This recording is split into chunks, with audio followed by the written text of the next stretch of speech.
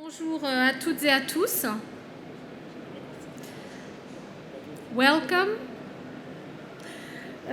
On est ici pour alors toujours parler d'industrie 4.0, mais on va dire qu'on va travailler les questions un peu moins techniques que l'industrie 4.0, si je ne m'abuse. Finalement, on aimerait regarder les aspects un peu plus généraux, globaux, politiques, socio-économiques. Et c'est un peu surprenant quand on est ingénieur de formation, comme moi. Mais finalement, ça ne nous étonne pas plus que ça, en fait. Et donc, on va essayer de débroussailler un petit peu et voir ce qu'on peut vraiment tirer de l'industrie 4.0 au-delà de simplement la robotisation. Voilà. Alors, Swiss Engineering, je vais vous en parler tout de suite, est partenaire de l'événement. Donc, je vais vous présenter rapidement Swiss Engineering. Et puis, nous aurons les prestigieuses présentations de nos prestigieux orateurs, que je ne vais pas nommer, que vous avez ici, et je vais les présenter puisque j'ai leur mini-bio. Pas toujours résumé, hein, mais bon, voilà. Et bien sûr, on va essayer d'écourter au maximum les présentations pour un peu donner le background de tout ce qu'on souhaite présenter, puis surtout interagir avec vous lors de la table ronde avec des questions primordiales. L'idée, c'est aussi d'arriver à des conclusions concrètes, parce que c'est toujours bien de faire des présentations, des workshops, des ateliers, mais on aimerait vraiment dégager avec vous, avec le public, avec les personnes que vous connaissez, pourquoi pas des idées de projets concrets, des actions qu'on pourrait mener et sur lesquelles on pourrait mieux communiquer dans les mois à venir et ne pas simplement attendre la prochaine table ronde à l'EPAJ 2020 pour se revoir et boire un café et reparler encore de la même chose. Non, entre-temps, on aimerait un petit peu avancer, donc j'espère avec vous. Swiss Engineering, alors Swiss Engineering, c'est à peu près 15 000 ingénieurs diplômés, anciennement ETS, UTS, principalement bachelor, mais pas que. On a des masters, moi par exemple, dans le domaine de l'ingénierie télécom. Et on a aussi des architectes. Donc il y a deux sociétés d'ingénieurs en Suisse principales, on va dire. Il y a la SIA, la Société des ingénieurs et architectes, où là on est plutôt sorti de l'EPFL, et Swiss Engineering, où là on va trouver des diplômés de tous bords, dans toutes les spécialités, et notamment les architectes. On a 7 régions, 26 groupements interprofessionnels, 25 chapitres, et donc 3500 membres en Romandie, 400 membres à peu près, 450 sur Genève, et on a ici 2 membres.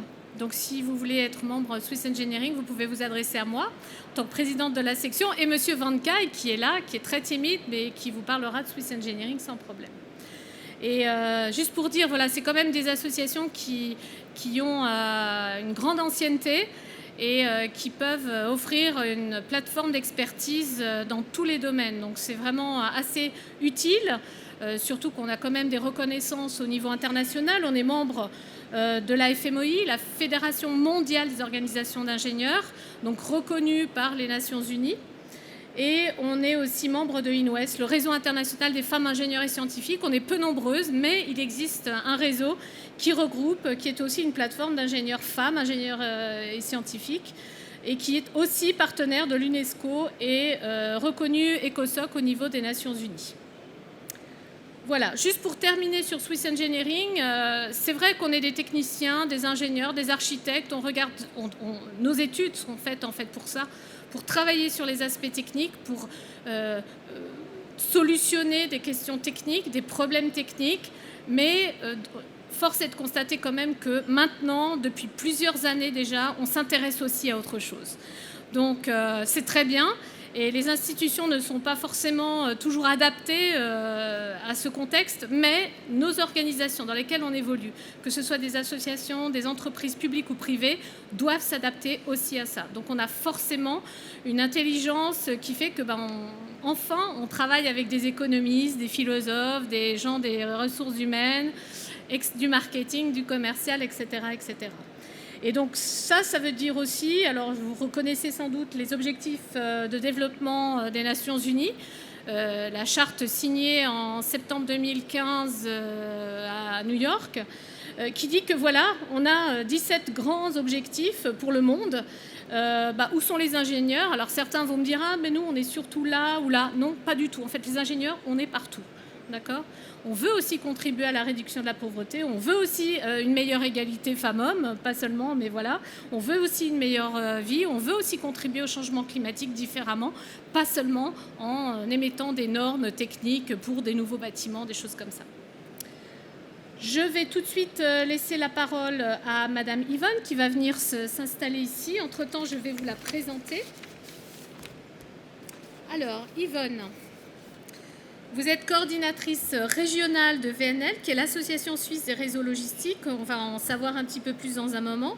Vous êtes chercheuse principale à la Haute École de Gestion de Genève et doctorante à HEC Lausanne, à l'Université de Lausanne, etc. Bon. Avant, vous avez occupé différents postes dans la supply chain et la logistique au sein de plusieurs multinationales en Suisse. Vous me corrigez si c'est faux, mais c'est vous qui me l'avez envoyé. Après avoir quitté l'Australie pour obtenir un master en génie mécanique, donc de l'EPFL. Vos intérêts de recherche incluent l'utilisation des big data dans les activités de la supply chain, en particulier la planification de la demande, la gestion des stocks et la logistique, avec diverses publications académiques à votre actif. C'est correct? Oui. Très bien. Yvonne, merci. Vous préférez parler en français ou en anglais? Non, en français, ça va. Oui. Ok, parfait. Ok, parfait. Alors, bonjour tout le monde. Comme Yvette m'a présenté, je suis coordinatrice du VNL pour la région suisse romande. VNL, juste pour vous présenter VNL, c'est l'Association suisse des réseaux logistiques. Et on est soutenu par InnoSuisse, qui est l'agence suisse des innovations. On est reconnu par l'InnoSuisse comme une thématique ou réseau thématique national, un des 9 qui sont financés par l'InnoSuisse.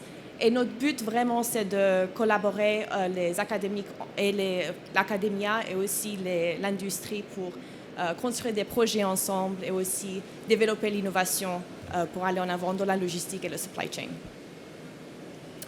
On a diverses activités. Donc, le premier, c'est l'information. Ça, on fait à travers des newsletters, des événements comme ça aussi. Après, on a des événements comme récemment, on a eu un événement à Genève, à Kugler Bimetal, sur le Lean et le Lean dans le supply chain et la logistique aussi. Kugler Bimetal, c'est la seule fonderie à Genève. Ils ont implémenté le Lean. On a aussi eu le Logistics Innovation Day il y a 2 semaines à l'HEG de Genève, où on a parlé de la digitalisation des chaînes d'approvisionnement.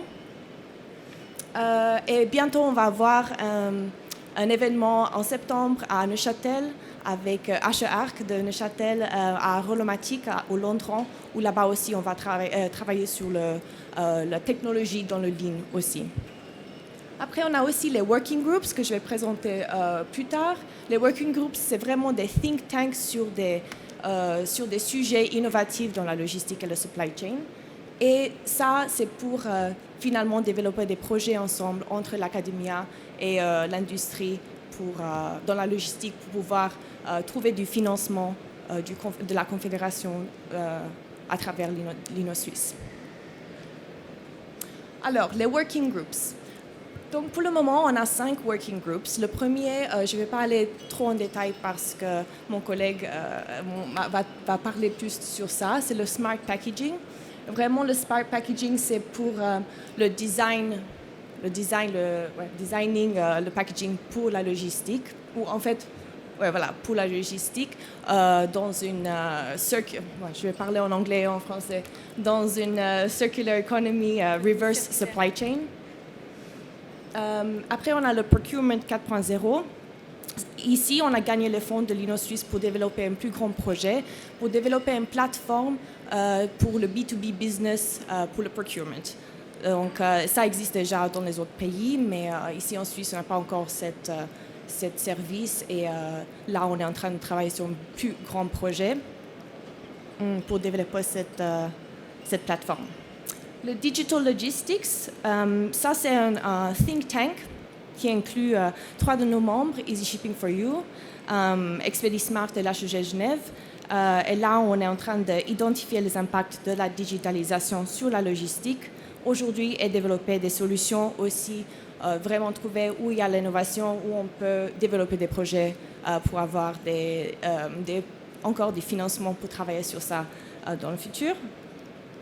Notre plus nouveau working group, le Quick and Cheap Lean, ça, c'est sorti de notre Lean Tour qu'on est en train de faire en Suisse romande. Le premier, c'était à Kugler-Bimetall, le deuxième à Rolomatic. Vraiment de trouver ou chercher des moyens d'implémenter Lean, la philosophie Lean dans toutes sortes de business models, dans une façon efficace et bon marché, on peut dire. Et aussi, la dernière, c'est l'innovation dans la logistique, dans la santé.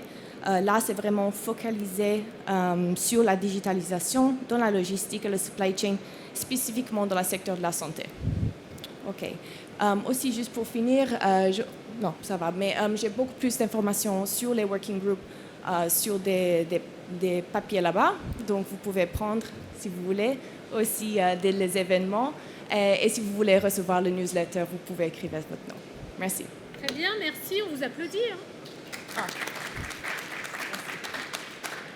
Alors, notre prochain orateur, prestigieux donc, sa bio est tellement longue que je... Alors, si vous avez des questions... Ah, tu t'es reconnu, Naoufal. Oui, bien sûr, viens à la place. Naoufal donc, est professeur de Supply Chain Management et gestion des opérations à la Haute École de Genève, gestion de Genève. Il a une formation d'ingénieur en génie industriel et a obtenu sa thèse de doctorat à l'INPG, Institut National Polytechnique de Grenoble, en 2001. Donc, tu as été responsable du groupe de recherche en gestion des opérations à l'EPFL pendant plusieurs années et professeur invité en Inde, en France. Les domaines d'activité de Naoufal donc, se focalisent sur la supply chain, la logistique, la gestion des opérations, la simulation des services et l'organisation industrielle. Et tu as publié plus de 100 articles et communications. J'espère pas tout technique quand même. Okay. Tu as développé et géré des projets de recherche financés par les entreprises, par des organismes suisses et par des organismes internationaux comme l'Union européenne, etc. Il agit également comme expert au service de la Commission européenne pour la définition des orientations de programmes de recherche européens ainsi que des raisons thématiques de la CTI. Tu es membre du comité éditorial de 5 revues de haut niveau et des comités scientifiques d'une dizaine de conférences internationales. En 2003, tu as reçu le Burbridge Award en reconnaissance de tes contributions dans le domaine de la gestion des opérations. Toutes mes félicitations. On t'applaudit déjà. Voilà, merci. À toi la parole. Merci beaucoup. Je pense que ta présentation va être plus longue que la mienne maintenant. Merci infiniment. Merci également à tous les participants aujourd'hui. Si on est là aujourd'hui, c'est parce que j'aimerais également mettre un cadre, Yvette, si tu me permets. C'est que depuis maintenant à peu près 5 ans, on a développé un forum qui s'appelle le Forum Industrie 4.0, qu'on avait déjà développé à l'époque sous le nom de Factories of the Future. On a démarré avec des projets européens, c'est-à-dire que les premiers à y croire déjà dans l'industrie 4.0 à l'époque, c'était les partenaires européens, et notamment allemands avec qui on a travaillé. Et on a essayé de développer justement les concepts d'industrie 4.0 à l'époque en Suisse, et puis notamment en Suisse romande grâce au réseau VNL, donc l'Association suisse des réseaux logistiques. Et aujourd'hui, si on est là, c'est parce qu'on a acquis une certaine maturité dans tous les aspects techniques de l'industrie 4.0 et ce qu'on veut maintenant plutôt, on veut focaliser sur les aspects plus sociétaux et managériels. Si je me permets en tout cas de présenter un peu ce que nous faisons à la Haute École de Gestion à Genève, et là je voulais parler en tout cas de quelque chose qui est plutôt récente. Je vais vous parler de 2 choses, de la formation, donc comment la HEG ou la HEC sur Genève se profile dans la formation dans l'industrie 4.0, sachant qu'on est une école de gestion ou d'économie d'entreprise et pas une école d'informatique ou d'ingénierie. Et puis après, je vais vous parler aussi de projets que nous avons développés. Ce sont des projets concrets qui vont vous donner aussi des idées sur qu'est-ce qu'on fait donc à la HEG, qu'est-ce qu'on fait avec nos partenaires Easy Shipping for You, avec InnoLab, avec VNL, avec GF qui vont venir bientôt, mais autour de l'industrie 4.0. Vous allez voir également que le champ d'investigation est très large et aujourd'hui il y a tellement d'idées Il y a tellement également d'appels à participation dans le cadre de ces projets, sachant qu'on a la possibilité d'obtenir des financements, c'est-à-dire des ressources financières et humaines de la part d'Innosuisse, qui est notre partenaire à travers VNL. Rapidement, je ne vais pas non plus faire un très lent, en tout cas pour dire que la Haute École de Gestion de Genève, c'est une HES, donc c'est une haute école spécialisée. On a été fondé il y a à peu près une vingtaine d'années, donc aujourd'hui on est dans une phase de maturité, même si ce que vous voyez, ce sont des chiffres éloquents qui parlent d'eux-mêmes, c'est-à-dire que la croissance en termes de nombre d'étudiants est forte et toujours en expansion sur 4 filières différentes. On a une filière qui est la plus reconnue, qui s'appelle l'économie d'entreprise, une filière qui est un peu plus technique, mais avec une forte également connotation managériale qui est l'informatique de gestion. Et puis, nous avons également une autre filière qui est l'information documentaire, pour schématiser, quand même, pour ne pas dégrader aussi. Je veux dire, c'est le métier des archivistes du futur. Et là, vous serez surpris de voir que l'informatique prend une part très importante là-dedans et que probablement les profs les plus compétents en informatique, on les a à ce niveau-là. Il y a toute une dernière qui s'appelle International Business Management. C'est une formation ou une filière exclusivement en anglais. Et vous comprenez très bien qu'avec 30% de jobs en Suisse, à Genève, qui va être dédié ou qui est aujourd'hui dédié aux multinationales, aux groupes internationaux, vous comprenez que là, on suit la tendance du marché, on suit la demande du marché. Et c'est une formation exclusivement anglophone. Alors, ce qu'on a fait, aujourd'hui, on est fiers de démarrer justement ce qu'on appelle une majeure qui s'appelle Economy 4.0, pour également faire la part des choses, parce que Industrie 4.0, c'est sympa, c'est bien. Techniquement, je pense qu'aujourd'hui, on arrive à maturité. On voit un foisonnement également de technologies autour de l'interopérabilité sur plusieurs technologies, mais l'économie, en tout cas, c'est-à-dire tout ce qui tourne autour également du business model, de la gestion d'affaires, de la création de valeur, doit prendre une part importante. Et donc, on a développé le premier pas que nous avons commencé à faire au sein du transfert de connaissances en dehors des événements où là, on participe avec VNL. Et c'est une formation qui s'appelle donc Economy 4.0, qui est dédiée au niveau bachelor pour les étudiants à la Haute École de Gestion. Donc c'est une formation qui est d'une journée par semaine sur l'ensemble de l'année. Et l'objectif principal, justement, est de développer toute la réflexion autour de l'impact de l'industrie 4.0, impact sur la logistique, sur la supply chain, sur l'économie, sur le développement de nouveaux modèles, et puis également sur l'humain. Je pense aussi qu'il y a une part très importante où je pense que là aussi, on a beaucoup de questionnements sur le rôle de l'humain dans le futur. Le rôle de l'humain, il sera là, il sera toujours là. Il est en train de changer, forcément, avec tout ce qu'on est en train de voir, comme les robots collaboratifs, comme les IoT, qui prennent également une place dans la gestion de l'information de plus en plus, dans ce qu'on appelle Edge IoT et autres. On peut en parler un peu de ça. Et puis, je vais vous parler, donc, parce qu'Yvette m'a dit, fais vite, alors je fais très vite. Je vais vous parler en tout cas d'un exemple de projet qui est le Smart Packaging, justement. Alors, le Smart Packaging for Clinical Trial Supply Chain, ça, c'est un projet qui est financé en partie par Innosuisse. Donc, on a obtenu un financement au premier abord par la Confédération. Ensuite, nous avons des partenaires là-dedans, dont on est fiers aujourd'hui de présenter. Easy Shipping for You, Covance, la Haute École de Gestion et d'Ingénierie d'Yverdon, donc du canton de Vaud, et puis Geneva Creativity Center, qui est un centre d'incubation et de développement d'innovation à Genève, qui participe aussi dans le cadre de ce projet. Qu'est-ce qu'on fait dans ce projet ? Eh bien, on développe d'abord des nouveaux packages du futur, c'est-à-dire des packaging modulables, des packaging également réutilisables au lieu de ce qui se passe aujourd'hui. Aujourd'hui, ce qu'on fait, c'est typiquement, on met aux déchetteries le packaging. Donc, on veut développer un nouveau concept de réutilisation du package, donc une nouvelle conception de packaging nouvelle, qui permet également de faire ce qu'on appelle l'économie circulaire, c'est-à-dire qu'on va faire tourner justement les packages tourner les packages, ça veut dire réutiliser, ça veut dire également les répertorier, ça veut dire les tracer, ça veut dire également gérer le stock, ça veut dire planifier les envois.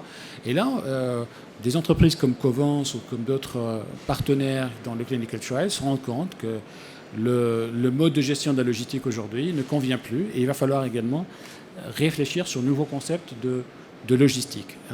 Donc ça, c'est le projet actuellement qu'on est en train de développer parmi les 5 groupes de travail ou 6 projets également.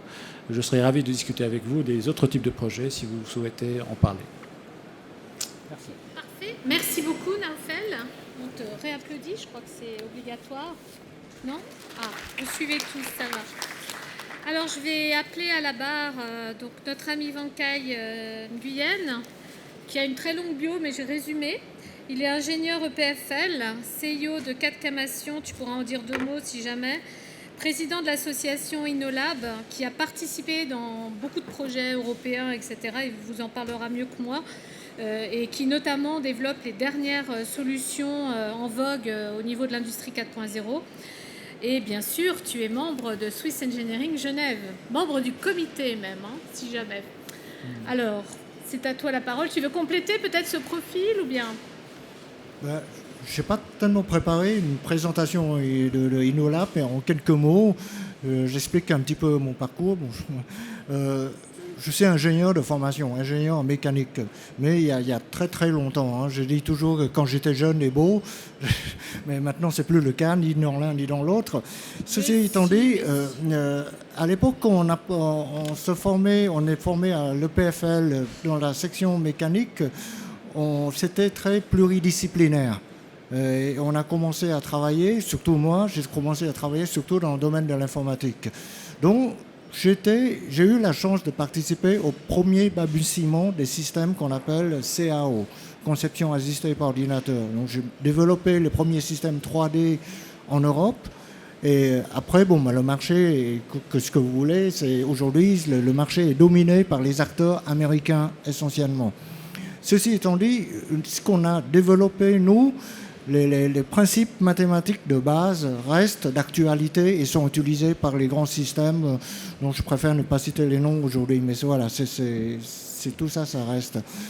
Pourquoi InnoLab? InnoLab, c'est une association parce que j'ai participé à 18 projets européens au total.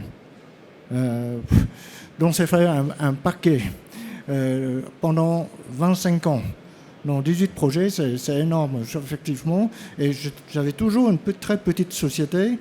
Et au départ, j'ai participé dans le projet qu'on appelle Factory of the Future, qui était les prémices de l'industrie 4.0. Et aujourd'hui, on remarque que les mêmes concepts peuvent s'appliquer aussi pour le bâtiment. Donc, on a aussi travaillé aujourd'hui dans plusieurs projets d'installation des panneaux solaires. Mais en fait, ce qu'on veut faire, c'est d'amener les technologies d'industrie 4.0 dans la fabrication de panneaux solaires. Vous savez que les panneaux solaires aujourd'hui, et le marché le manufacturing des panneaux solaires est dominé par les Chinois. Et grâce aux Chinois, ils ont baissé le prix, bon, évidemment, mais à cause d'eux, toute l'industrie de production est délocalisée en Chine. Par contre, aujourd'hui, il y a une opportunité pour l'Europe de reprendre un petit peu la main sur les nouvelles générations de panneaux solaires qu'on appelle les BIPV, Building Integrated PV. Et aussi d'appliquer les technologies liées à l'industrie 4.0, mais pas seulement au stade de fabrication, mais surtout durant le cycle de vie des panneaux solaires. Et à partir de là, on est en train de développer justement ces concepts qui incluent ce qu'on appelle l'économie circulaire.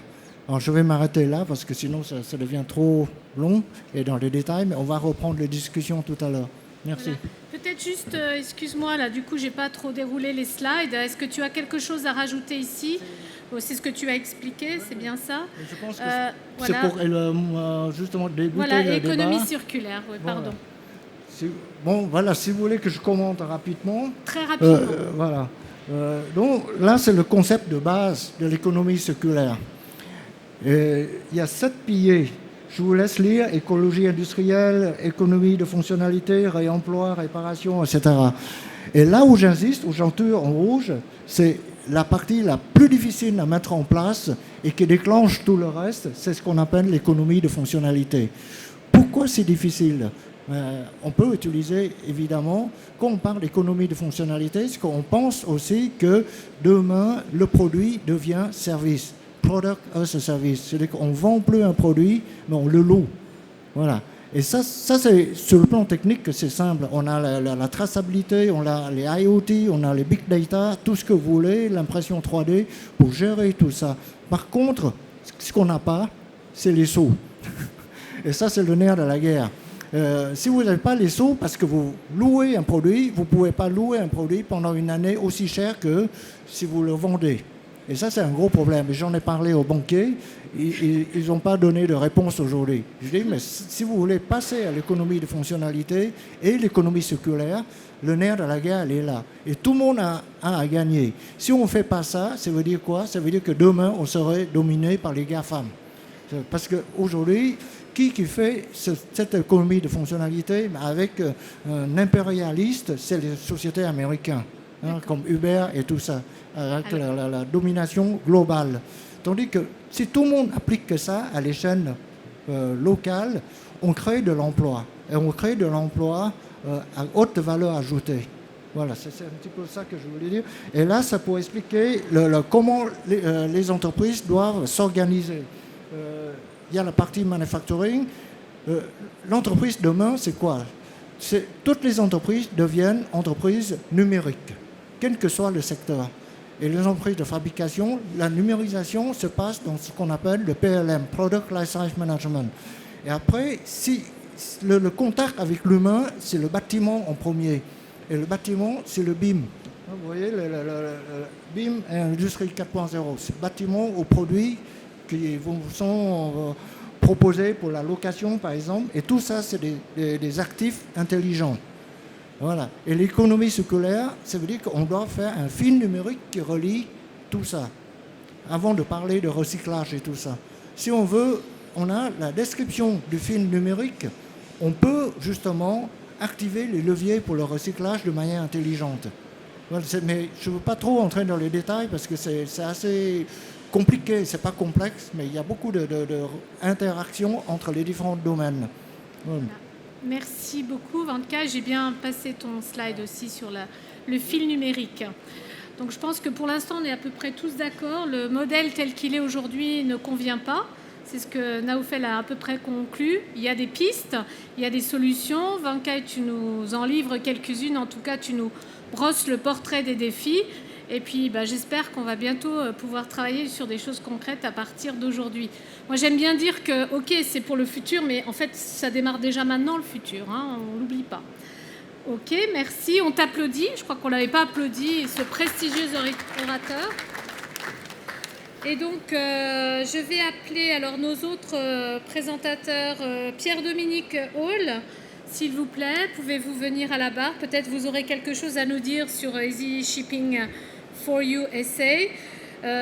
Donc vous êtes de Genève. Vous avez donc développé, si j'ai bien compris, et maintenu cette plateforme web Easy Shipping, si vous pouvez nous en parler quelques instants. Vous aidez les entreprises notamment qui aident à transformer et à simplifier la production, en tout cas leur process de production, en utilisant des méthodologies simples de management, de gestion. Voilà. Donc, vous êtes un passionné d'innovation et un passionné de l'industrie moderne. Voilà, je vais peut-être vous laisser vous compléter ce profil, si jamais. Je ne sais pas si vous êtes ingénieur ou économiste ou les deux. Un, deux, oui, jusque-là, c'est pas bon. Voilà, c'est mieux. Alors, effectivement, je ne suis pas économiste, enfin, quoique j'ai fait quand même un séjour à l'Université de Genève, donc en économie de gestion, mention informatique de gestion. Mais ce n'est pas ça qui m'a poussé, en fait, à croiser le chemin de Naoufel, d'Yvonne et de nos interlocuteurs du jour. Non. Pour présenter rapidement Easy Shipping for You, je ne sais pas si vous pouvez aller sur le web depuis votre poste, peut-être. Bon, bref, c'est pas très grave. C'est une plateforme donc en mode SaaS, ça tombe bien parce que c'est évoqué, donc Solution as a Service. Donc aujourd'hui, on est complètement dans l'économie 4.0. On est vraiment une plateforme qui va mettre en relation le client, le fournisseur de services qui est le transporteur ou l'intégrateur, ou ça peut être vous, peut-être demain, on ne sait pas. Ou ce sera peut-être une voiture connectée, on ne sait pas non plus, ou bref, on verra. Et tout ça sur une plateforme qui permet en fait après coup de gérer vos flux inbound, outbound et interne. On est la première plateforme aujourd'hui en 5PL, donc pour nous c'est l'aboutissement d'un long travail de 5 ans d'efforts pour arriver justement jusque-là. Donc on sera une des premières plateformes mondiales, genevoises, suisses, devant les Américains. Désolé, cette fois-ci c'est pas eux, ce ne sera pas un GAFA, ce sera un Suissa. Voilà, ce sera comme ça.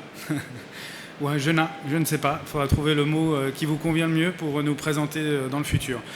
Nous, on applique le Lean Management également en ce qui concerne donc la gestion de la logistique. Pourquoi ? Parce qu'on supprime le gaspillage. Ça, c'est un premier pas du Lean. Le deuxième, on standardise les processus. C'est un deuxième pan du Lean. Et le troisième, ce qu'on fait, c'est qu'on va harmoniser tout ça au travers d'un seul et même outil qui va dialoguer avec tous les acteurs qui sont autour. Alors, supply chain forcément, logistique également. Et demain, vous avez vu les 4 ou 5 projets innovation qu'on a présentés au travers de la VNL, eh bien on est en transverse dessus. À chaque fois, vous allez nous retrouver sur ces projets-là.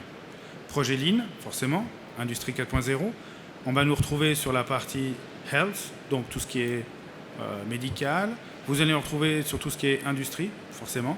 Bref, on est un acteur qui aime à dire, on est à la fois là pour aider l'artisan qui a besoin de sa deuxième main, qui ne l'a pas, et on va aider l'industriel qui, lui, a besoin de se concentrer sur comment économiser, améliorer sa gestion des coûts, etc. Voilà. Très bien, je vous remercie. Un petit applaudissement quand même s'il n'a pas de présentation officielle. Merci, ça vous met en mouvement là. Roberto est là ou pas finalement? Ah, voilà, donc s'il vous plaît, installez-vous pendant que je vous présente. Alors, ah, d'accord. Ok, je vais...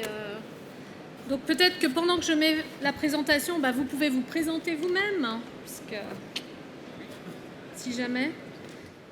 Bonjour, voilà, je m'appelle Roberto Pérez, je suis responsable d'innovation pour la partie digitale, transformation digitale du groupe GF Machining Solutions. Nous avons un stand ici, nous fournissons des machines et des solutions en fait, des machines de toutes sortes. Électroérosion, fraisage haute vitesse, laser, fabrication additive et des systèmes de solutions d'automation. Et tout dernièrement, nous avons créé un département particulier spécifique pour le développement des solutions digitales, c'est-à-dire tout ce qui est solutions software dans la direction Industrie 4.0 pour nos équipements et bientôt au service de nos clients. Je travaille dans la société depuis presque 20 ans. Et j'ai pris des responsabilités au niveau de la recherche et l'innovation. Et c'est grâce à ça que j'ai eu un très bon contact avec les personnes ici dans la table ronde, Bankai, Naufel. Nous avons collaboré lors des projets de recherche européens. Et je pense que nous avons ouvert la voie avec ces projets de recherche à tout ce qui est nouvelles méthodes ou procédés des transferts d'informations. Je pense que c'est ce qui est important, ce qui est essentiel, c'est surtout le transfert d'informations. Peut-être je peux revenir à la première slide. Ah non. Non, il y avait 0 slide pour vous et on a dit maximum 3. Vous en avez 12, c'est un peu beaucoup. On va démarrer oui. Celle-là si ça vous Alors, dérange. moi je préfère... Alors, dites-moi laquelle. Moi je préfère la deuxième, troisième... Celle-là? Non. Celle-là. Bon, celle-là je viens de présenter. D'accord. Celle-là, voilà. Ok, parfait. Il y en a 2 en fait. Parfait. Juste un exemple de ce qu'on fait, parce que vous pouvez passer à un autre stand et puis voir les solutions actuelles, les équipements, les machines, etc. Ce qu'on essaie de faire maintenant, c'est de présenter une vision. Ce qui va venir, ce qui est l'avenir. Et ce qui est réel, actuellement, on a présenté avec l'Institut Fraunhofer en Allemagne, lors du salon d'innovation à Hanovre cette année, une solution des monitoring à distance avec une technologie 5G. C'est-à-dire qu'on avait sur une machine qui était délocalisée, elle n'était pas à Hanovre, elle était à Aachen. Et on avait une connexion en temps réel avec la machine, ce qui montrait qu'on était capable de voir pas seulement la machine, pas seulement l'objet, les outils, etc., mais on pouvait voir les procédés à distance. C'est-à-dire que là, ils étaient connectés à notre machine et avec un capteur qui était en train de transmettre des signaux 5G sur les processus, c'est-à-dire l'état de la machine, la vibration, etc., des signaux à très haute fréquence, on était capable de les voir. Et si vous allez à la dernière slide, voilà, celle-là, et normalement il y a une vidéo. Vous pouvez la faire jouer si vous touchez juste au coin de l'écran. Ici? Non. Je crois que les vidéos, on a dit que c'était pas possible, désolé, mais au coin de l'écran. Ah, ici, d'accord. Ok. En haut, en bas. Voilà, exactement. C'est ça. Donc, juste pour vous montrer ce qui nous attend. Donc, dans le futur, on pourra pas seulement monitorer, mais contrôler à distance ces équipements de façon extrêmement précise. Là, par exemple, au lieu de voir un match de foot, vous pouvez changer de chaîne et voir exactement ce qui se passe avec un usinage d'une pièce critique. Et là, vous avez, par exemple, une représentation en temps réel d'un usinage 5 axes, avec les signaux de vibration qui sont représentés au détail près sur la pièce. Donc, vous pouvez faire un suivi des qualités extrêmement fin à distance avec des signaux qui sont transmis par la 5G, par exemple. Donc c'est juste un exemple de ce qui nous attend, de ce qui va être possible, c'est-à-dire qu'on ne sera pas fixé à l'endroit, notamment pour des contrôles de qualité, les suivis d'un usinage, d'un procédé, etc. Mais si vous revenez à la précédente, donc celle-là, je pense que c'est là la base. Hein. Donc ce qui va se passer, c'est que avec les protocoles de communication des machines, nous pouvons transmettre ces informations, par exemple celle-là, comment ça se passe en usinage en fraisage, par exemple, à une base de données centrale qui est partagée. Partagée parce que les clients va pouvoir permettre l'accès à différents fournisseurs des données, des machines qui sont dans son atelier, pour qu'ils puissent agréger ou pour qu'ils puissent collaborer à distance ou de façon délocalisée. Donc là, on commence à parler d'une économie circulaire, mais déjà à une échelle qui s'approche du temps réel. Donc tout ça part du fait que nos machines sont compatibles, parlent un langage qui est uniforme. Donc, par exemple, dans ce cas-là, c'est OPC UA, donc un standard de communication machine-machine. Et on va pouvoir communiquer avec d'autres machines, avec d'autres systèmes d'information, de gestion de la production, pour pouvoir en fait créer des choses, de collaborer à distance et créer des choses à distance. Donc les chaînes logistiques vont être, je pense, transformées grâce à cette facilité de transfert de l'information. Très bien, merci Monsieur Pérez. Je vais reprendre le fil donc, de notre table ronde. On vous applaudit tout de même. Voilà. Merci. Alors, est-ce qu'il y a déjà des questions, des clarifications, des participants qui aimeraient avoir des informations précises sur un ou deux aspects qui a été abordé, ou on passe directement, il nous reste 3/4 d'heure, hein, je crois. Donc en 3/4 d'heure, ce que j'aimerais, c'est peut-être que vous résumiez un peu les défis, dire qu'à partir de maintenant, il faut que peut-être on trouve un modèle qui convienne mieux.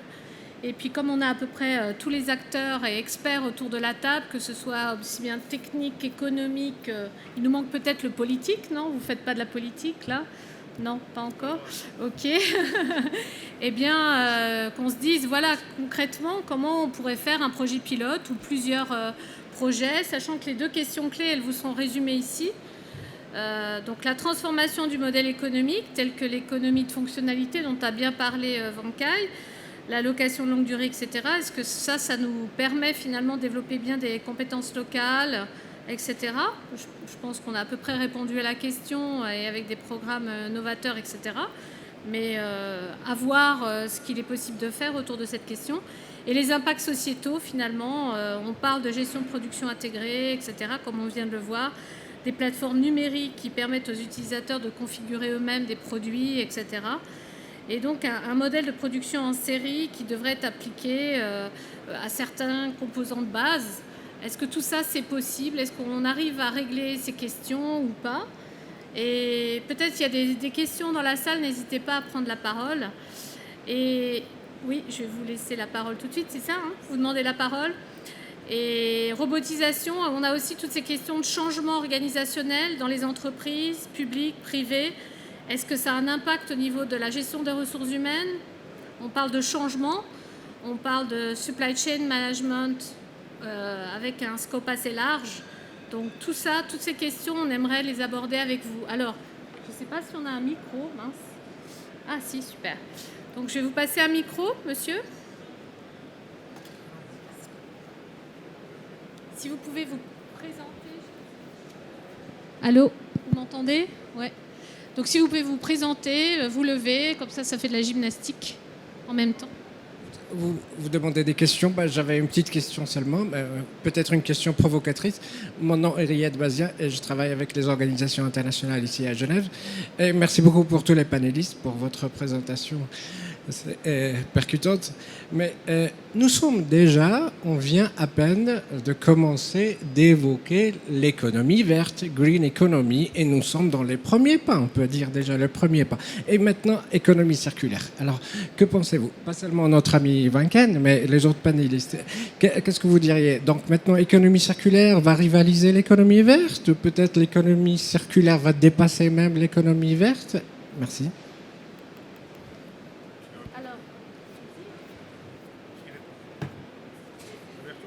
Que c'est pas moi à répondre. Est-ce que vous savez ce que c'est l'économie verte déjà? Green economy. Oui ou non? Qui c'est qui peut en donner une définition? Naufel? C'est quoi l'économie? The green economy, c'est quoi? On connaissait the blue economy, non? Mais green economy. En tout cas, de mon point de vue, la green economy, c'est le respect de l'environnement, de tout ce qui est également sociétal, avec le troisième pilier. Donc je résume un peu dans la sustainability, la partie également performance économique, mais ça reste un peu caché, quoi. Je dirais principalement, c'est comme ça que je le vois. On est d'accord sur la définition? Ok. Alors comment on lit tout ça finalement? C'est pas antinomique, on est d'accord. Quand on parle d'économie circulaire, c'est pas antinomique avec la green economy? Je dirais que pour faire l'économie verte, il faut faire l'économie circulaire. Si on veut arriver à l'économie écologique, si on veut, il faut appliquer la circularité. Le vert, c'est le but, le moyen, c'est la circularité. Est-ce que ça vous convient comme réponse? C'est en tout cas une réponse. Est-ce qu'il y a d'autres questions? Oui. Alors je passe le micro. Présentez-vous s'il vous plaît. Bonjour, François Hay, Wilby Group. En fait, si on parle d'économie verte et d'économie circulaire, en quoi c'est de la supply chain 4.0? Est-ce qu'il y a besoin d'être vert pour être 4.0 dans supply chain ou inversement? Comment les deux éléments s'imbriquent? Pierre-Dominique, une petite idée? Oui, je peux répondre à ça. En fait, il n'y a pas de lien direct entre économie verte et logistique 4.0. Je dirais plutôt que le problématique de la logistique 4.0, c'est la digitalisation. Donc en fait, on va réduire l'impact de la logistique actuelle par rapport à l'environnement dans lequel elle est. C'est sûr. Maintenant, il y a un autre aspect de ça, c'est que la logistique qui va démarrer, qui a déjà démarré, qui est en cours, va avoir un impact beaucoup plus important sur l'environnement qu'aujourd'hui. Je m'explique. Je vais simplement illustrer ça de façon très simple. Avec le e-commerce, on tente à faire disparaître un acteur qui est l'acteur du milieu, qui est votre vendeur. En faisant ça, on déplace donc cette logistique qui était du groupage vers de la logistique dégroupée. C'est-à-dire qu'un carton qui contient 1000 articles qui arrive chez votre vendeur, c'est un transport. Demain, c'est 1000 pièces qu'on envoie. Donc c'est 1000 fois l'impact. Et ça va avoir un impact. Mais ce n'est pas de la logistique 4.0, ça n'a rien à voir. C'est juste que c'est une évolution de la logistique. Voilà. Je vais donner un exemple aussi qui peut donner une idée sur l'interconnexion qui existe entre l'économie circulaire, l'économie verte et puis la supply chain. C'est un projet qu'on a avec Kai. Je peux parler de ce projet Easy, notamment. Voilà. C'est une entreprise qui se trouve à Genève, qui aujourd'hui, enfin jusqu'à aujourd'hui, elle vend des vélos électriques. Et puis le modèle qu'a évoqué Kai, notamment la transformation du modèle d'affaires vers un modèle plus de location à long terme, fait qu'il y a une composante économique, effectivement, dont tu as soulevé, qui est absolument vraie, étant donné que tu es l'entrepreneur derrière. Mais si on regarde également quel est l'impact derrière, ça veut dire aussi qu'il y a un impact fort sur comment est-ce qu'on va recycler, par exemple, les batteries qui vont revenir maintenant chez Kai dans son atelier, sachant que ces batteries parfois sont inflammables, sachant que ces batteries sont nuisibles à l'environnement, et là on parle également d'économie verte. Comment est-ce qu'on va également gérer le retour marchandises en termes également de stockage des vélos? Pourquoi? Parce que si on part également sur des contrats de service, les contrats de service, ça peut être également le jour où vous avez envie de changer de selle de vélo, vous pouvez aller choisir une selle et puis ça vous coûte peut-être rien ou quelques sous. Ça veut dire aussi qu'on a une composante également liée à la customisation de masse, qui fait qu'on a un impact sur la logistique, qui fait aussi qu'elle a un impact également sur l'économie verte, comme vous l'avez dit. Alors ça, c'est un des exemples qu'on a actuellement. Pourquoi? Parce que, alors effectivement, donc les partenaires qu'a évoqué Kai, les partenaires financiers ne sont pas toujours très favorables pour ce genre de truc, parce que le business plan change complètement.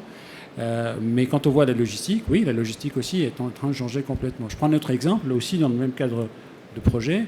Ce qu'on se rend compte aussi, c'est que de plus en plus, si on prend la chaîne de valeur complète et aussi la représentation de la supply chain, on a tendance également à pousser la réalisation du produit tout à la fin. C'est-à-dire que si je reprends en tout cas l'économie de base qui parle de personnalisation de produits, qui dit, ah oui, la personnalisation par exemple dans le domaine automobile ou dans d'autres domaines devrait se faire à la fin parce que c'est là il y a quand même une différenciation et c'est là où on arrive à faire que le produit puisse convenir mieux à tel ou tel client.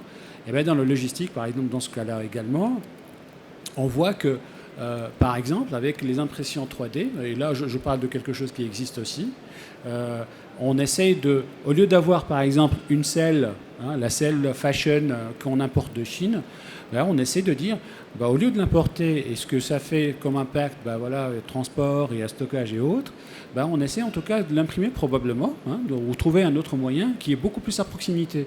Ce qui fait que aussi la supply chain est réduite, et là je reprends ce que tu as dit également, donc on parle d'intermédiaires qui sont en train de disparaître, voire de se réduire, enfin la supply chain en termes d'échelle est en train de se réduire, et puis on se rend compte également que l'impact, c'est que les flux logistiques de matières, de produits, est en train également de se réduire en termes de scope, parce qu'on a tendance maintenant en tout cas à faire le travail dans la porte à côté.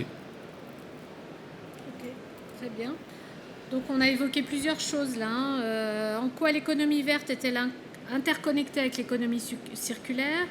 On a parlé des impacts sur la gestion des déchets, des nuisibles à l'environnement. On n'a pas parlé des gros nuisibles encore. Vous avez entendu, le Canada récupère vers eux des déchets qu'ils avaient envoyés en Asie. Je ne sais pas si vous avez entendu parler, c'est depuis hier, je crois. Je ne sais pas quel type de déchets, mais voilà, c'est assez important. La gestion des retours entreprises, la fin des contrats de service dont vous avez parlé, le lien avec la customisation de masse et donc ce modèle de supply chain qui aujourd'hui est utilisé, dans lequel, moi je travaille aussi dans les entreprises depuis 92, on fait toujours le proto à la fin finalement, mais aujourd'hui avec les outils actuels, on pourrait imaginer de faire un proto par exemple de selle comme tu as dit, dès le départ, quelque chose qui soit très très customisé, donc finalement il y a un modèle qui change complètement. Oui, si je peux prendre la parole. Oui, bien sûr.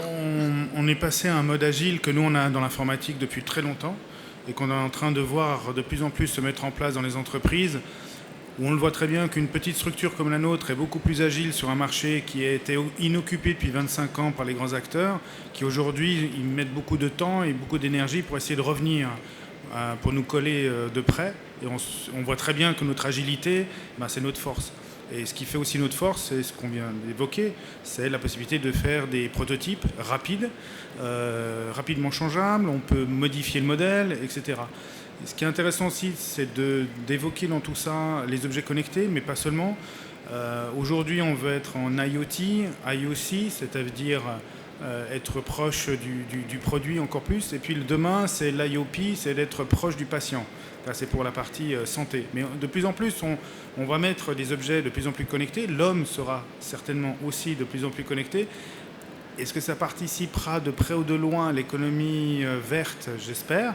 On espère aussi arriver à limiter notre impact sur l'environnement grâce à ça. Mais on aura de plus en plus d'objets qui vont devoir être recyclés. Des objets qu'on ne connaît pas. Aujourd'hui, on ne les a pas tous encore devant nous. Et là, se posera de réels défis également sur le reste de l'économie en règle générale. Il y a une nouvelle économie qui est en train de naître, ça c'est sûr. Il y a une révolution industrielle qui est en cours, la 4.0. Dans la partie logistique, c'est 4.0. Elle est encore retardée par des problématiques qui sont liées à des gouvernements avec des lois et des règles d'usage. Il y a encore le document papier et arrive encore trop fortement dans cette chaîne. On tente à l'enlever grâce à la blockchain, c'est vrai. Nous, on est un des premiers acteurs à mettre en place la blockchain pour signer les documents douaniers. Mais de l'autre côté, vous avez encore des gouvernements qui ne sont pas prêts à les recevoir. Donc, il faudra attendre encore un certain temps pour que tout ça se modélise. On est déjà prêt, le business model est prêt. On est en avance sur notre temps, mais ça, c'est un peu l'ADN de la société, c'est d'être en avance sur ce qui va se faire. Et on essaie d'être prédictif sur l'avenir. Alors, j'ai pas ma boule de cristal, mais en gros, sur ce marché-là, le défi, c'est pas seulement la logistique 4.0, c'est demain également d'arriver à aller jusqu'à la porte de votre réfrigérateur et qu'avant même que vous ayez plus de lait, on le recommande pour vous au travers de notre plateforme. Voilà. Alors, c'est excellent, excellente transition. Je voulais donner la parole à Yvonne pour l'aspect des prévisions. Mais peut-être que Vankai a quelque chose à dire tout de suite maintenant avant que je passe la parole. Ouais, j'aimerais juste faire un commentaire. Aujourd'hui, si on applique l'industrie 4.0 à la logistique, on permet justement aux grosses entreprises de rendre plus productif leur chaîne logistique et de vendre encore plus, comme Amazon, comme tout ça. Ça veut dire qu'ils ont la traçabilité de leurs produits, ils font moins d'erreurs. Bien sûr qu'ils satisfont les clients, mais ils poussent vers ce transport de carton d'un point A à un point B de plus en plus. Maintenant, de nouveau, comme dans les usines, si on veut appliquer les techniques de l'industrie 4.0 de manière qui soit utile à l'humanité, on doit appliquer l'économie circulaire à la logistique 4.0. C'est dans ce sens-là. Et dans ce sens-là, ça veut dire quoi? On cherche plutôt à réduire le flux de matière, mais on favorise le flux d'informations. Puisque demain, comme je dis tout à l'heure, les actifs sont des données, sont des informations. Et si on croit aux promesses de l'impression 3D, par exemple, si je pousse à l'extrême, vous pouvez produire le produit sur place. Vous n'êtes pas obligé de transporter, ou vous transportez les pièces maîtresses, les composants de base, et vous fabriquez le produit, vous assemblez le produit sur place. Et c'est ça l'idéal de l'économie circulaire. Donc, et ça permet de répartir les tâches à travers le monde. Ce n'est pas seulement un pays qui produit, et les autres, c'est tous des consommateurs BA qui vont faire du shopping sur le soir sur Internet et attendre qu'Amazon leur livre. Je crois que c'est ça surtout qu'il faut bien comprendre. D'accord. Donc en fait, plus on est proche du client, plus on a d'agilité, plus on arrive à prédire ce que le client va nous demander dans un temps proche et donc à optimiser tout ce qui est stock, produit.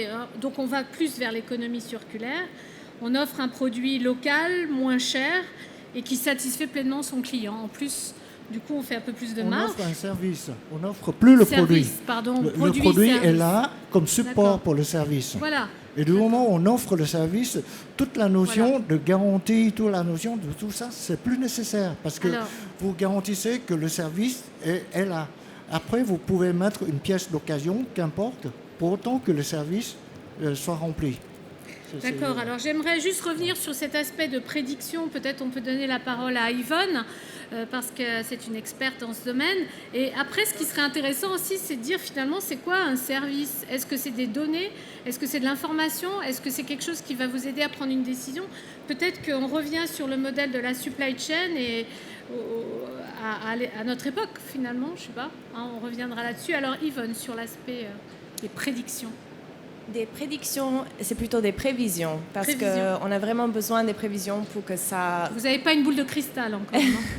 Oui, mais on essaye en fait. On essaye maintenant d'utiliser du big data, donc des réseaux sociaux, le météo, vraiment beaucoup de big data, même les niveaux de concentration de poussière dans les villes aussi. C'est utilisé maintenant aujourd'hui pour faire des prévisions de la demande pour la vente en fait. Et en utilisant ces données en fait, de big data pour améliorer les prévisions, ça va nous aider à éliminer les déchets, diminuer plutôt les gaspillages aussi. Donc en fait, il y a beaucoup de recherches dans ce milieu aujourd'hui et on voit que les entreprises commencent petit à petit à essayer d'intégrer ça, mais il y a une lacune là. Et c'est là où on fait beaucoup de recherches aujourd'hui. Okay. Donc c'est quand les résultats? Parce que rechercher c'est bien, mais concrètement, c'est quoi les résultats? Et puis peut-être déjà on peut aborder, ce serait quoi le projet qu'on pourrait faire tous ensemble, un projet pilote par exemple, une idée, ce serait quoi? Aujourd'hui, mon projet, je peux parler de mon projet à moi, de doctorat, c'est améliorer les prévisions de vente en utilisant les informations des réseaux sociaux. Donc, les informations sur Twitter, sur Facebook, Instagram. Ça, c'est le big data parce qu'il y a beaucoup, ça change tout le temps, c'est en temps réel. Et c'est très difficile aujourd'hui de structurer ces données pour pouvoir les utiliser dans les prévisions. Donc, je vous donne un timeline de 3 ans pour des résultats. D'accord, merci. Mais si on n'a pas de Facebook et tout, si on est contre les GAFA et contre les Américains comme Vankai, on fait comment? Je ne suis pas contre. Alors, Vankai, peut-être, tu peux répondre. Non, je pense que faut revenir un petit peu en arrière. Puis j'aimerais justement rebondir sur ce que Roberto a montré, qui est très intéressant. Rebondir positivement. Ce que Roberto vous a montré, la machine virtuelle à distance, c'est ce qu'on appelle digital twin. C'est le jumeau numérique. Et qu'est-ce que c'est le jumeau numérique? Le jumeau numérique, c'est l'intégration du fil numérique de A à Z depuis la naissance jusqu'à au recyclage, si vous voulez. Et grâce à ce jumeau numérique, vous pouvez donner l'expérience aux clients. C'est-à-dire que les entreprises de demain, elles produisent un objet, elles produisent des bouteilles, une verre, une machine, mais à la fois, elles produisent aussi le jumeau numérique de cet objet. Et elles livrent le jumeau numérique peut-être quand même avant l'objet physique. Et ça permet justement, à travers les plateformes de réseaux sociaux, aux gens de tester ce jumeau numérique et de savoir si ça les intéresse, s'ils veulent acheter ou pas. Voilà, c'est ça l'idéal de jumeaux numériques. C'est ça qui agglomère tous les domaines ensemble. Et à partir du jumeau numérique, vous saurez aussi prédire les pannes, vous saurez aussi savoir qu'est-ce que vous devez faire pour remplacer les pièces et où trouver les pièces, etc. Parce que le jumeau numérique, c'est comme une vraie machine, mais il est virtuel. Donc vous pouvez travailler, jouer avec, c'est un jeu pour finalement. Ça s'applique aux humains aussi, avec zéro défaut, les médecins, le rêve des médecins de faire le jumeau numérique de chaque individu comme nous. Quand on parle de dossier médical, c'est ça. Le dossier médical, le data médical, il devient le jumeau numérique de chacun. Reste un problème majeur, c'est la confidentialité des données. Et ça, aujourd'hui, personne ne maîtrise et ça représente un certain danger. Mais si on ne fait rien, et l'Europe, justement, peut-être un petit peu en avance là-dessus, parce que si l'Europe ne réagit pas, toutes ces données qui sont des actifs, je répète, c'est plus la partie physique qui est un actif, mais c'est les données, tombent aux mains des GAFAM. Et ça, c'est le problème qu'on a tous, nous, dans tous les pays, où les GAFAM ou le BATEX en Chine, c'est pareil, mais aujourd'hui, c'est les grandes puissances qui misent sur les données, parce que c'est la prochaine richesse de demain. Et à partir de là, ils dominent le monde. Alors, est-ce qu'il y a d'autres intervenants? On n'a pas entendu beaucoup, Monsieur Pérez.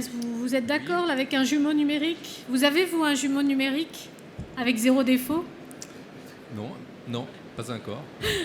Mais c'est ce qu'on essaye de faire avec les machines, justement. Effectivement, là, ce que Vankai disait, c'est une des applications les plus intéressantes. Les zéro défauts, vous parlez des zéro défauts, c'est exactement ce qu'on vise avec cette application de monitoring à distance. C'est-à-dire qu'on est capable de réagir, déjà de diagnostiquer très rapidement où que l'on soit à un petit problème pendant la phase de fabrication d'une pièce. On réagit tout de suite. On agrège ces informations et on est capable d'apprendre aussi. Donc on n'a pas parlé d'intelligence artificielle, mais c'est la suite.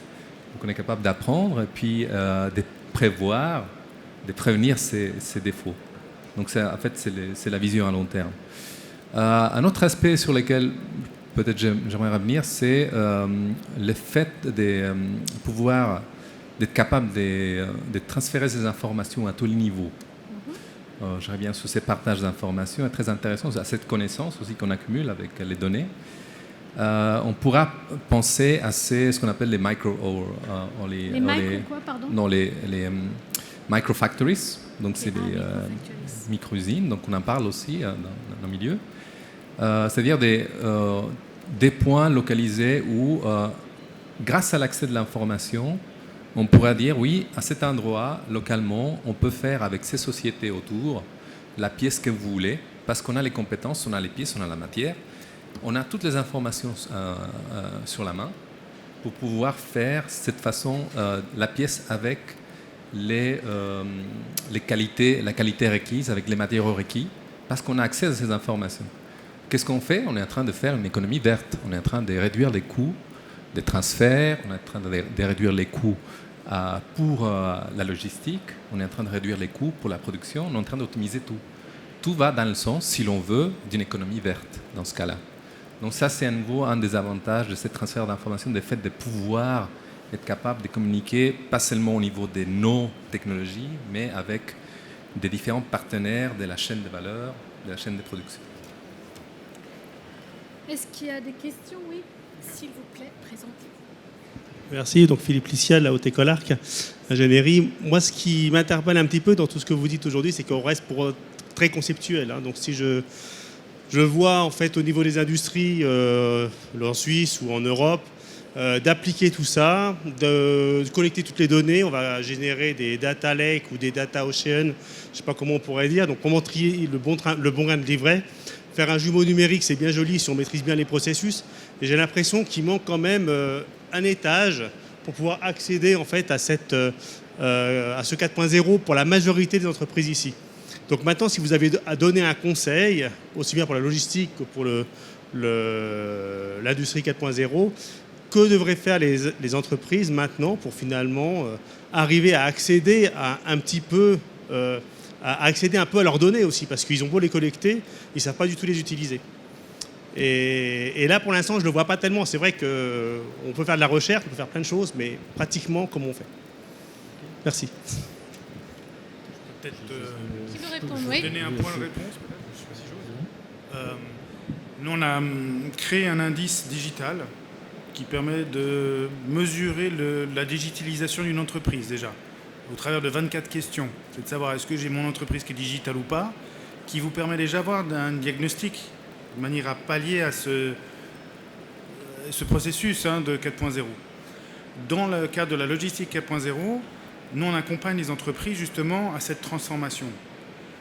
Parce que ça demande de la maturité et que ça demande à reprendre les processus actuels et les réaligner, ce qu'on appelle le lean en fait. Et en faisant ça, c'est là où l'entreprise sort gagnante et elle devient 4.0.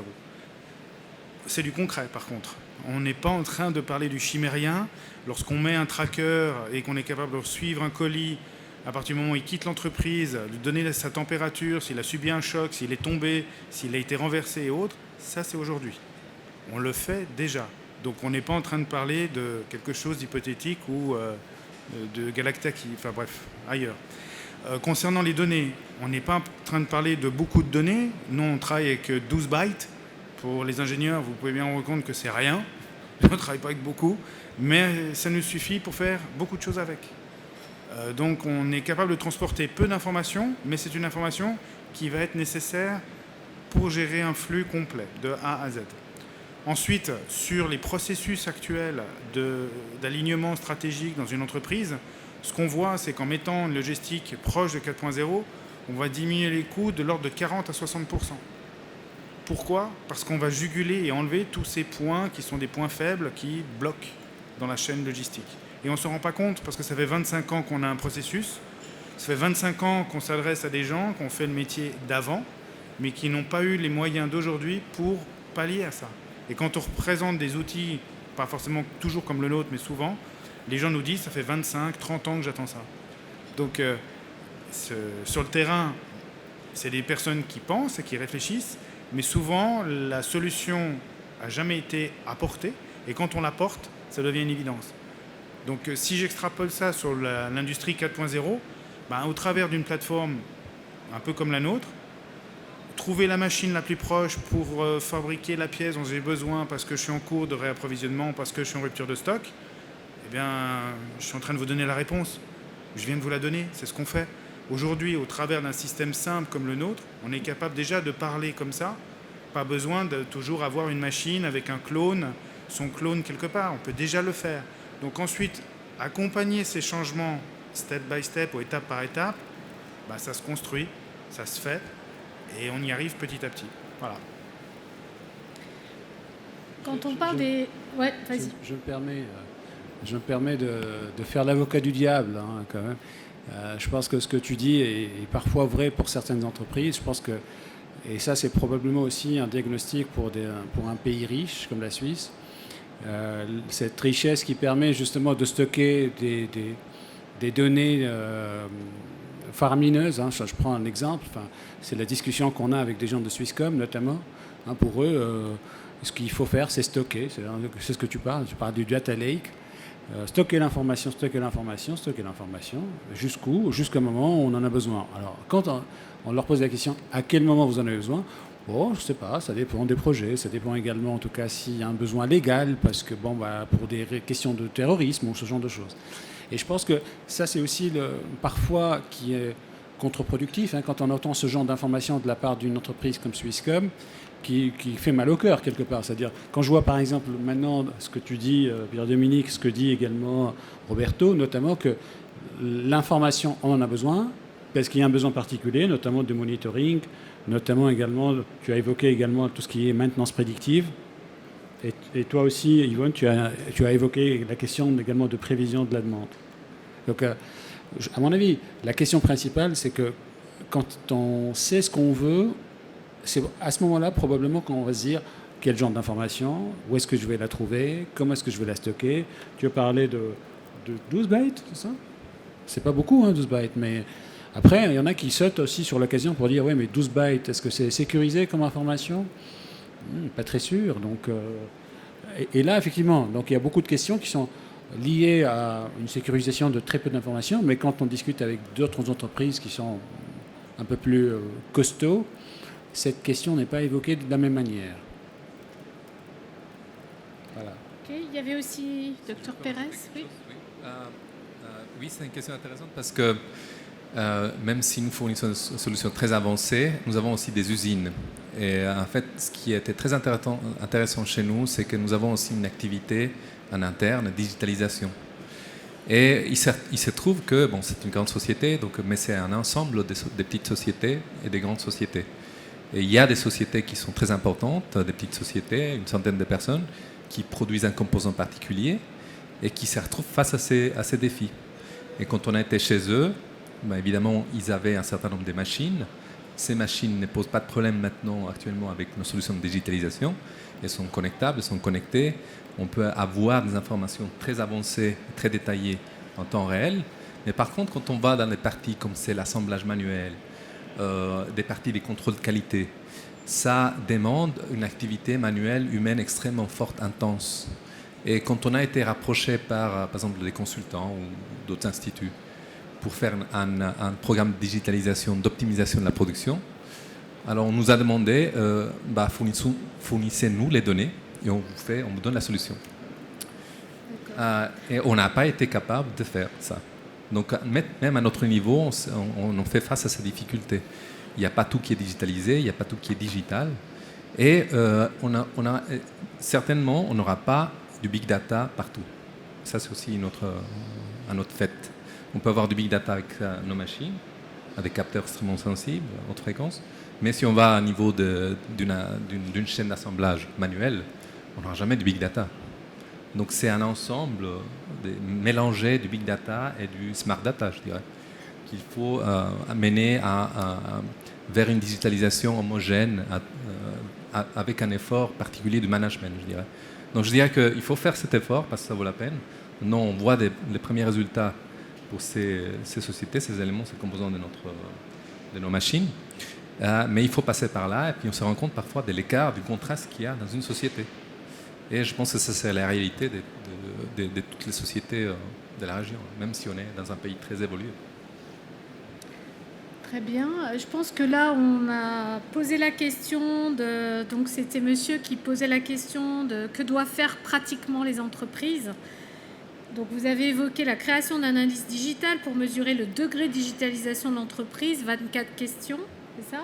Vous pouvez nous envoyer ce questionnaire, c'est intéressant. À volontiers, c'est un fichier Excel, c'est totalement gratuit.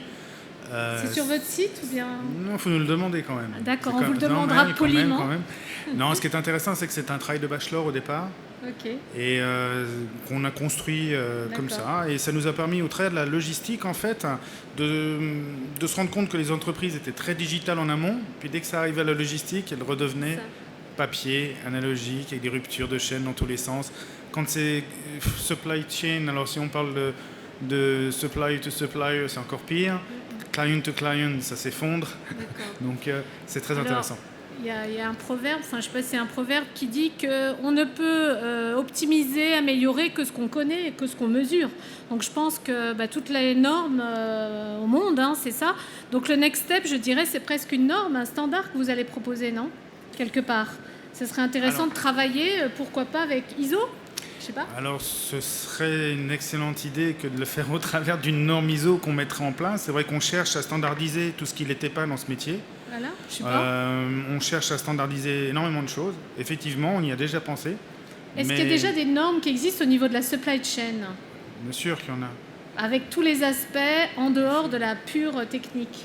Naufel ou Vankai ou bien... Ouais. Oui. Il y a beaucoup de normes qui existent, j'imagine déjà. Alors, normes...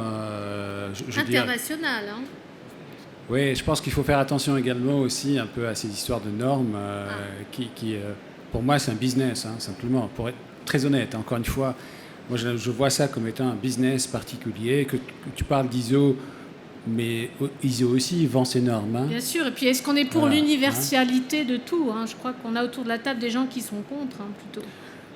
Mais bon, voilà. Mais c'est ça, enfin, est-ce qu'il y a un travail à faire ou pas ? Voilà, donc il y a une réflexion là. D'accord ? En fait, la réflexion, elle est à faire dans ce sens-là. C'est de dire, si moi je suis très digital et je connais mon degré de digitalisation, on va dire ça comme ça, mon partenaire avec lequel je travaille, quel est le sien ? S'il n'est pas au même niveau que moi, ça veut dire que l'effort que je devrais faire va être beaucoup plus important parce qu'il va falloir que je revienne à des processus non digitaux. De même, c'est lui très digital et moi je ne le suis pas, c'est lui qui va devoir faire un effort. Donc c'est une histoire de coût. Ça va devenir de l'argent à la fin. Donc ça se transforme. Donc si j'enlève ces problèmes-là et que je les aligne, je fais gagner à tout le monde une partie de ce que moi je viens de prendre. Donc c'est du win-win à 3 échelons. Voilà.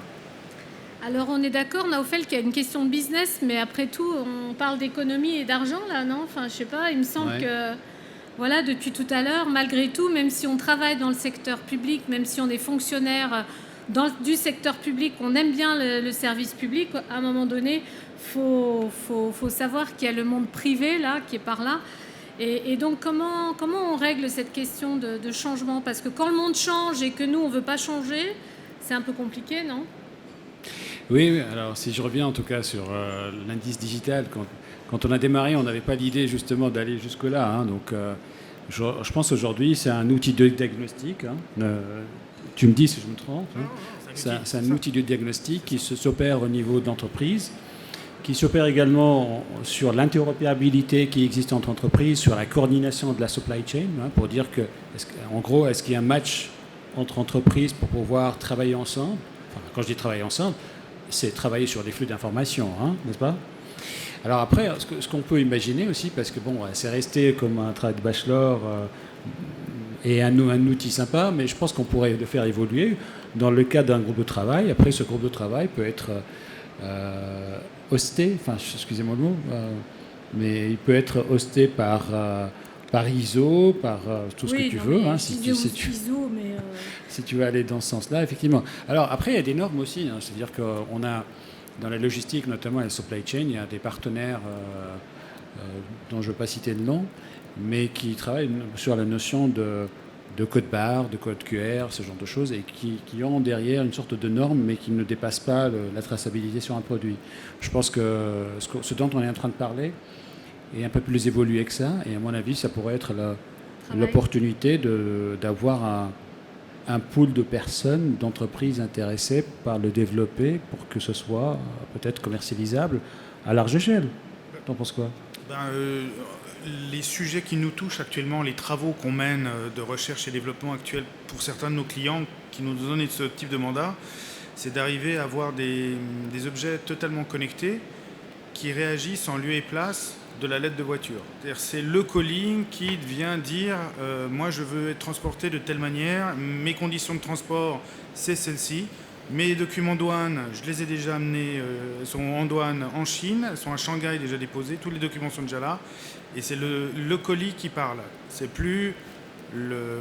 Voilà, donc ça c'est la tendance vers laquelle on va aller, nous en tout cas, et c'est très très nouveau, parce que là on dépasse le smart packaging, ça devient du packaging capable d'intelligence. C'est un twin digital smart, en fait. Exact, c'est-à-dire plutôt qu'on lui dit reviens vers moi, ouais, c'est ça. C'est lui qui guide. C'est lui qui guide, en fait, il sait que son retour à sa base, il la connaît. Et il n'y a pas d'humain derrière. Bien sûr que si, évidemment. Il y a l'intelligence artificielle, on en a parlé tout à l'heure. L'intelligence artificielle, c'est génial, mais il faut déjà lui apprendre à faire ce qu'on fait ça, nous. Le machine learning, etc. Machine learning, donc on va perdre un temps fou à lui apprendre ce qu'on sait déjà. On a meilleur temps de faire plutôt que d'apprendre dans ce cas-là. Mais voilà. Je suis plus dans l'action aujourd'hui. Tout à fait. Demain, je ne sais pas. Ok. Alors, est-ce qu'il y a d'autres interventions, Yvonne ? Il faut parler là, on est 2 femmes seulement. Donc, Okay, d'accord. Puis j'aimerais des questions de femmes. Ah, il n'y a que 2 femmes aussi dans le... S'il vous plaît, posez vos questions. Allez. Peut-être aussi quelque chose qui manque aujourd'hui et quelque chose, je pense, que les entreprises peuvent faire tout de suite, c'est la collaboration. Ouais. La collaboration avec des autres entreprises, leurs fournisseurs, leurs clients, des organisations comme des universités, du BNL, où en fait que tout le monde peut venir ensemble pour parler de ces sujets, parce qu'en fait il y a tout le monde qui veut aller dans cette direction mais ils ne savent pas comment. Donc je pense que c'est vraiment quelque chose qui est facile à faire. Voilà, et justement il y a des projets européens qui facilitent ça, Vankai. J'espère que ça existe déjà, cette collaboration. Bien sûr, ça marche plus. Voilà. Au niveau de plateformes collaboratives, aujourd'hui, vous en avez plusieurs, mais je vais peut-être revenir un petit peu à la base. À la base, toutes les entreprises qui se trouvent ici sont des PME qui produisent des produits mécaniques. Et aujourd'hui, toutes les sociétés utilisent des systèmes informatiques pour concevoir et fabriquer leurs produits, pratiquement. Donc l'informatisation, elle existe déjà à ce moment-là. Et tout ça aujourd'hui est interopérable. Vous pouvez prendre un logiciel, vous pouvez envoyer les données vers un autre logiciel, ça marche aujourd'hui. Ça existe. Et aujourd'hui, ce qu'on veut faire, c'est que vous avez d'une part les données qu'on appelle les données structurées, c'est-à-dire les données que vous concevez, et après ces données sont mises dans des catalogues, et les données temps réel. Les données temps réel sont des données non structurées. Les données temps réel sont les données que vous captez depuis le IoT. Et là aussi, de nouveau, il y a des plateformes IoT avec des normes qui vous permettent de transférer ces données et de les semi-structurer pour l'attacher aux données structurées. Et c'est comme ça qu'on construit son Digital Twin. Si vous voulez, on part de ça. Et après, on a une base de données unique. Ce Digital Twin, aujourd'hui, il peut être hébergé par des plateformes commerciaux. Ça existe, plusieurs. Si vous voulez que je cite quelques noms, il y a les grands noms de IBM qui proposent des plateformes, Siemens propose, PTC propose une autre plateforme, etc. Donc, toutes ces entreprises qui font de l'informatique technique aujourd'hui sont à fond là-dedans. Et cette plateforme, vous pouvez les louer. Hein. Aujourd'hui, l'informatique a fait déjà un pas en avant. C'est-à-dire que vous n'achetez plus les licences, mais vous les louez. Non, ça c'est déjà ça. Mais je pense que la prochaine étape, c'est aussi on dématérialise, c'est-à-dire que tous les objets seront aussi proposés en location. Et toutes les normes existent aujourd'hui, que ce soit les normes de communication. Si vous voulez une voiture qui circule, qui capte où elle se trouve et tout ça, il y a des normes qu'on appelle la norme LoRa qui permet de capter la position, etc. Les normes GSM, GPS et les 4 5G qui arrivent. Donc tout ça existe. Maintenant, il faut utiliser des plateformes qui existent, qui intègrent toutes ces données ensemble. Alors, question, j'ai peut-être pas tout compris, mais si j'ai bien compris, il y a des données structurées et des données non structurées. L'idée, ce serait de les coupler, c'est ça? Ces données avec une structuration? C'est de les mettre ensemble. Ah C'est-à-dire que les mettre ensemble, c'est couplé, mais bon, les données structurées, c'est des données que vous créez qui répondent à un mécanisme mathématique. Tout à fait. Qui sont et définis ce mécanisme, par une équation. Ça Les données existe déjà non structurées, qu'on appelle de manière big data, les Américains, mais les big data ne veulent rien dire parce que random. vous capturez tout et n'importe quoi. À un moment donné, vous devez filtrer pour les structurer un minimum. Et pour le structurer minimum, vous avez besoin de beaucoup d'algorithmes, etc. Donc là, je mets un peu de réserve aussi. En général, un ingénieur intelligent, il capte une donnée qui sait déjà pertinemment qu'est-ce qu'il veut faire. Il ne capte pas n'importe quoi. Et puis voilà. Donc on peut déjà filtrer déjà préalablement au lieu de capter tout et n'importe quoi. Mais évidemment, ça dépend des domaines. Les domaines d'espionnage, ils veulent tout capter et puis ils réfléchissent après à quoi ça sert. Est-ce qu'on n'est pas en train de parler de gestion des connaissances, de knowledge management, du passage de la data à l'information, de l'information au knowledge, et c'est ça qu'on va pouvoir vendre? Aussi, mais je ne vais pas étendre le débat aussi large parce qu'après, on passe à l'intelligence artificielle qui n'est pas vraiment artificielle non plus. Non plus, on peut aussi parler de transhumanisme qui n'en est pas non plus. Donc, je crois que tout ça, il faut avoir un petit peu de réserve. Parce que sinon, il y a les questions d'éthique derrière. Mais si on revient à ce projet collaboratif qu'on pourrait... Sur quoi tu le vois, Wankai? Les projets collaboratifs existent déjà, que ce soit dans un programme collaboratif, comme les projets européens, ou les projets CTI, aujourd'hui ça s'appelle Suisse, c'est Innovation Suisse.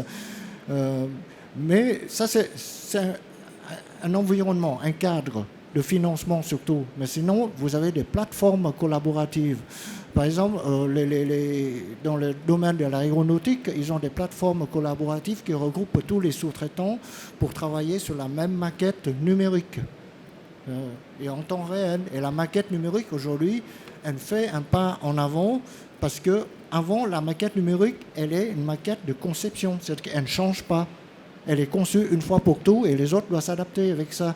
Aujourd'hui, la maquette numérique, elle gère le cycle de vie, c'est-à-dire qu'elle récupère les données venant des capteurs sur l'objet déjà livré. Et comme ça, vous pouvez aussi changer la maquette, changer la modélisation pour la prochaine étape. Et prédire, justement, il y a deux notions. Il y a la maintenance prédictive et maintenance préventive. Jusqu'aujourd'hui, on fait de la maintenance préventive, mais on ne fait pas encore la maintenance prédictive. Parce que pour faire la maintenance prédictive, il faut avoir un modèle mathématique derrière pour prédire à plus long terme. Si vous voulez, c'est ça les notions qui changent avec le temps. Et dans le bâtiment, c'est pareil, hein, les architectes et tout ça, quand on parle de BIM, c'est une maquette numérique du bâtiment. Et cette maquette, au départ, elle n'est pas vivante parce que c'est une maquette de conception, mais au fur et à mesure que les constructions commencent, cette maquette devient vivante parce que les objets qui le composent sont déjà connectés. Et donc, on ramène ces données sur le modèle théorique de base et on fait évoluer le modèle théorique de base. Voilà. Tout ça, c'est en cours, mais ce n'est pas simple. C'est encore des grands défis. Parce qu'aujourd'hui, les ingénieurs ne savent pas encore calculer les modèles mathématiques qui, à la fois, dépendent du temps réel et à la fois élaborés de manière théorique auparavant. C'est encore un problème. Alors, peut-être que sur ces derniers mots, on va pouvoir redonner la parole au public. Si vous avez des questions, des commentaires, pas que des questions, mais si vous avez envie de rajouter, comme on s'approche de la fin, là, il est presque 17h30, je crois. S'il n'y a pas d'autres questions, d'autres commentaires, voilà, donc je pense qu'on a abordé beaucoup de choses aujourd'hui. On se tient à disposition et puis les stands sont là, hein, je crois. Vous pouvez nous rappeler votre numéro de stand, peut-être? Ah, vous ne le connaissez pas? Non, est-ce que mes collègues sont partis? Non, bon, d'accord. Vous êtes exposant? Non, qui c'est qui est exposant? Non plus, donc il n'y a que vous. Hein. Bon, n'hésitez pas à passer. Et puis on reste là encore quelques minutes. S'il y a des questions, on peut vous donner nos cartes de visite, vous envoyer le PowerPoint, etc. etc. Ce qu'on voudrait, c'est vraiment démarrer des projets, des startups, comme on vient de le dire. Pourquoi pas? Pas que en Suisse d'ailleurs. Hein. Moi, je travaille sur un projet de modernisation des services météo au Myanmar. Alors la digitalisation, ça nous parle parce que quand on parle de prévision météo et climatique, il faut prendre quand même en compte toutes les données. Et là, il y a de la donnée, mais papier, avec du papier qui a des fois brûlé ou qui n'a pas été dans de bonnes conditions de stockage. Et on en est loin de la digitalisation. Mais ça c'est obligatoire pour faire des prévisions pour le futur. Hein. En météo, en climat, on est obligé d'avoir les données du passé pour mieux prévoir l'avenir. Je pense que ce n'est pas que dans ce métier-là, d'ailleurs. Hein. C'est assez normal, on va dire, en économie. Après, donc, si vous avez des idées, n'hésitez pas. On peut le faire avec la plateforme Swiss Engineering et toutes les plateformes qui sont représentées ici. On a parlé d'un travail sur l'indice de digitalisation. Pourquoi pas? Moi, ça me semble intéressant. Sans aller forcément vers une norme internationale, on est bien d'accord. On a parlé d'un programme ou d'un projet collaboratif. Ça existe peut-être déjà, mais on peut peut-être travailler sur un autre avec un thème à préciser sur la structuration des données, etc. Création des digital twins. Et puis, ce qu'on aimerait aussi vous proposer, c'est un workshop avant la fin de l'année, pourquoi pas à la HEG de Genève, en collaboration, bien sûr, avec tous les partenaires ici présents. Et vous connaissez peut-être le sommet mondial de l'information qui se tient tous les ans à l'ITU, donc là, au Telecom Union de l'ONU. L'année prochaine, ça aura lieu aussi. Et on essaiera de faire un workshop. Donc, si ça vous intéresse, si vous avez envie de participer, de contribuer, n'hésitez pas. Et puis, entre-temps, on se verra l'année prochaine. Vous voulez commenter quelque chose? Oui, bien sûr.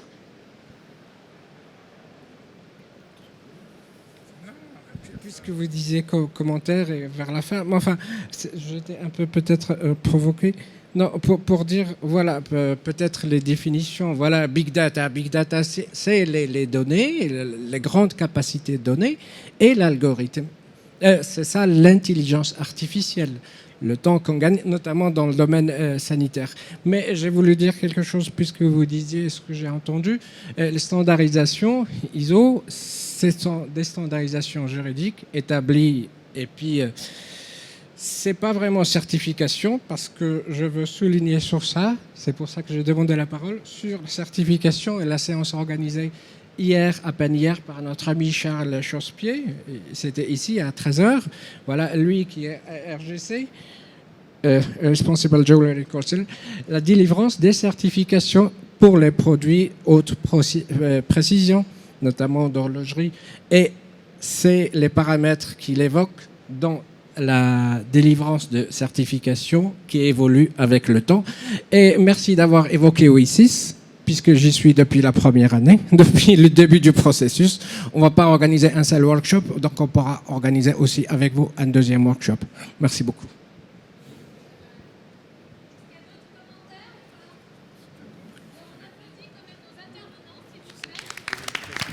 Merci beaucoup à tous les intervenants. Vous avez un dernier mot à ajouter ou pas? Non? Voilà, on va libérer pour... Je ne sais pas s'il y a un workshop après. Non? Oui, donc on va libérer là maintenant. On va juste se lever, faire une photo si vous voulez bien, devant le VNL là. Merci beaucoup. Au revoir.